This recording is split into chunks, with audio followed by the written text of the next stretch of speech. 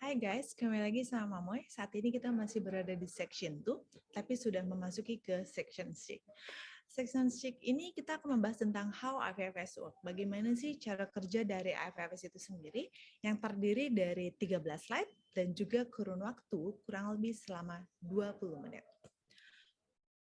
Mamoy akan melanjutkan pembahasan tentang konsep dasar dari IFFS. Yang pertama CID. Masih ingat kan CID dari lecture sebelumnya yang pernah kita bahas juga?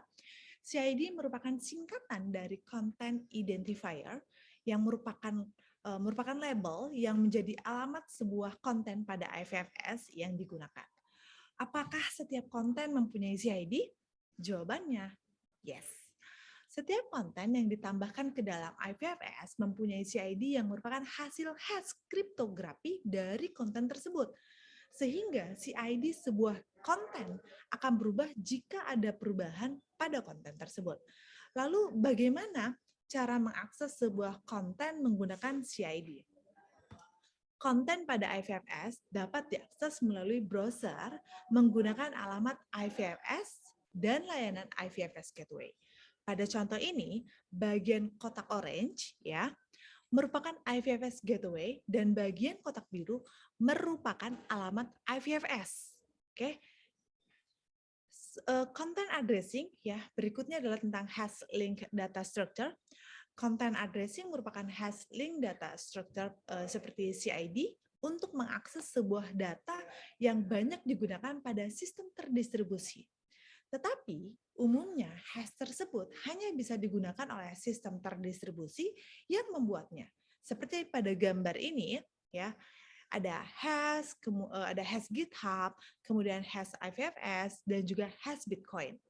Untuk menggunakan hash di sistem terdistribusi lainnya dapat menggunakan IPLD. Ngomong-ngomong tentang IPLD, apa sih IPLD? Or what is IPLD? IPLD merupakan singkatan dari Interplanetary Link Data, merupakan bagian dari IPFS yang dapat menerjemahkan sebuah hash sehingga dapat digunakan di berbagai sistem terdistribusi. And then what is pin content? Ya, apa sih pin content itu? Pin content berfungsi atau memiliki fungsi untuk menandai sebuah konten agar tidak terhapus secara otomatis oleh IPFS sehingga tetap dapat diakses oleh komputer lainnya. Kenapa bisa terhapus secara otomatis sih? Karena ada yang namanya IPFS cache ya. Secara bawaan, IPFS akan menyimpan cache sebuah konten yang diunduh menggunakan IPFS dan cache tersebut tersimpan pada IPFS-nya. IPFS lokal, kemudian atau komputer kita ya kita menyebutnya. Karena penyimpanan IPFS lokal sangat terbatas, maka cache lama dari sebuah konten akan terhapus secara otomatis dari IPFS. Maka dari itu, pin konten dapat digunakan untuk memastikan bahwa cache konten tersebut tidak terhapus sama sekali. Berikutnya ada yang namanya IPFS address. Content addressing menggunakan alamat IPFS untuk menemukan sebuah konten di mana pada alamat IPFS tersebut terdapat CID dari sebuah konten. Tetapi permasalahannya adalah CID sebuah konten akan berubah jika terdapat perubahan pada konten, sehingga alamat IPFS konten tersebut juga pastinya akan berubah. Hal tersebut menjadikan alamat IPFS sebuah konten tidak konsisten ya, karena dapat berubah-berubah. Nah, untuk mengatasinya dapat menggunakan namanya IPNS. What is IPNS? IPFS adalah singkatan dari Interplanetary Name System, merupakan bagian dari IPFS yang dapat digunakan untuk membuat alamat tetap bagi sebuah konten. Sehingga sebuah konten dapat diubah atau diperbaharui dan tetap dapat diakses menggunakan alamat IPNS yang sama. Itu lebih memudahkan kita karena tidak berubah-berubah alamatnya. Lalu bagaimana cara mengakses konten menggunakan alamat IPNS?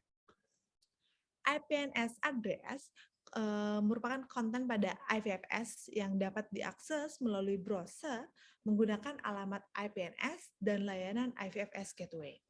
Pada contoh ini, bagian kotak orange ya dari ifs.io merupakan IPFS gateway dan bagian kotak birunya yang sangat panjang ini merupakan alamat IPNS. Selanjutnya ada tampering resistance ya. Dari advantage yang ada, tampering resistance ini adalah tahan terhadap gangguan atau tampering resistance. Kenapa? Karena setiap konten pada IPFS mempunyai hash kriptografi yang akan berubah jika terdapat perubahan pada kontennya, sehingga sebuah konten dapat tetap terjaga keasliannya. Berikutnya ada censorship resistant. Yang kedua ini sulit untuk disensor atau censorship resistant. Kenapa? Karena konten pada IPFS tersebar di banyak jaringan IPFS sehingga sulit untuk disensor atau diblokir.